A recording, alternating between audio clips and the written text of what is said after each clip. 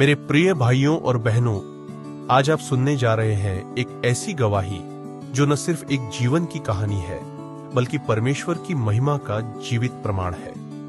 यह गवाही है अपोस्टल डॉक्टर अंकुर यूसुफ नरूला जी की। मसीह में आने से पहले साल 2002 से 2003 में अपनी पढ़ाई पूरी करने के बाद जब अंकुर नरूला जी अपने घर लौटे तो उन्होंने देखा कि उनके दादाजी कैंसर से पीड़ित हैं।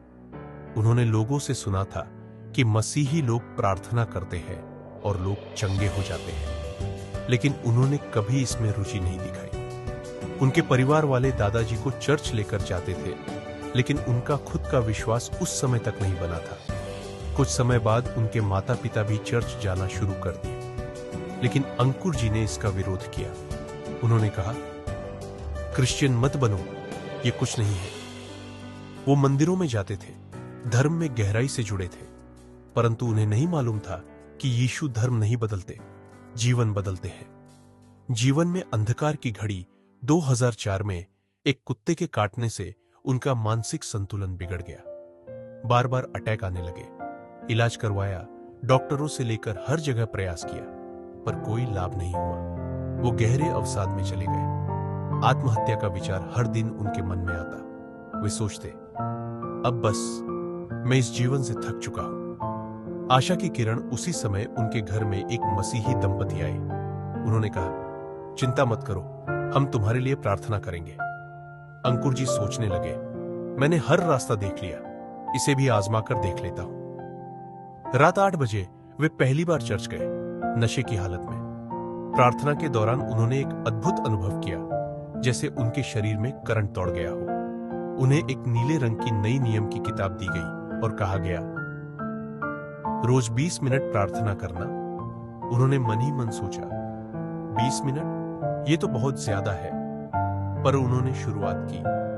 परिवर्तन की प्रक्रिया उन दिनों वे जुए और नशे के आदी थे। एक बार पूल क्लब में उनका झगड़ा हो गया, जिस वजह से इस सब से उनका मन टूट गया। फिर चर्च से एक कॉल आया, क्या आप रोज शाम को चर्च आ सकते हैं?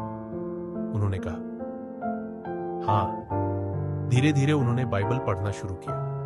बपतिस्मा के लिए भी खुद को तैयार किया। बपतिस्मा लेने से पहले उन्होंने अपने दोस्त से कहा, चलो आखिरी बार शराब पी लेते हैं, फिर तो नहीं पी पाएंगे।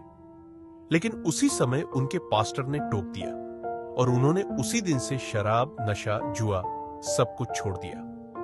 प्रभु में बढ़ना और चुनौतियां बपतिस्मा के बाद भी मानसिक संघर्ष खत्म नहीं हुए।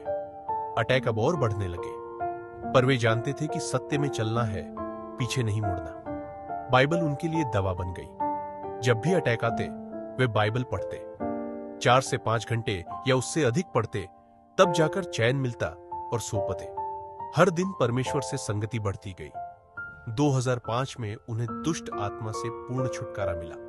वह भी तब जब उन्होंने लगातार 5 से 6 बार 40-40 दिन के उपवास रखे। परमेश्वर ने उनसे कहा, हियाव बांधो, दृढ़ रहो, मसीह में की गई मेहनत व्यर्थ नहीं जाती। चंगाई पाने से पहले एक दिन एक व्यक्ति उनके पास आया, पेट में जलन की समस्या के साथ। उन्होंने उसके लिए प्रार्थना की। अगले दिन वह व्यक्ति मछली खाकर गवाही देता है, मैं ठीक हो गया। अंकुर जी हैरान रह गए। मिलती जुलती बीमारी उन्हें भी थी। गुस्से में आकर उन्होंने सारी दवाइयां फेंक दी और परमेश्वर से कहा, अब मैं दवाई नहीं लूंगा। और उसी दिन उन्हें भी चंगाई मिल गई। सेवकाई में वृद्धि वे अफ्रीका के एक प्रभु के दास को अपना मेंटर मानते थे, जो अब प्रभु में सो गए हैं। 2007 में परमेश्वर ने उन्हें बिना एड्रेस के एक मसीही परिवार तक पहुंचाया। वहीं से खाम्बरा कलीसिया की शुरुआत हुई और फिर प्रभु ने उन्हें बहुतायत से उपयोग करना शुरू किया। आज अंकुर नरूला मिनिस्ट्री भारत की सबसे बड़ी और सबसे तेजी से बढ़ने वाली चर्च सेवकाई बन चुकी है।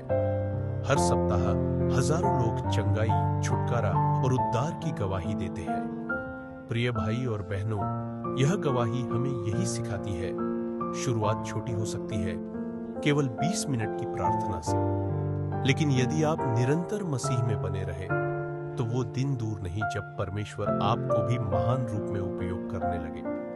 आप ईमानदार रहे, वचन में बने रहे और परिस्थितियां कैसी भी हों, कभी पीछे मत मुड़े। प्रभु आपको आशीष दे। आमीन।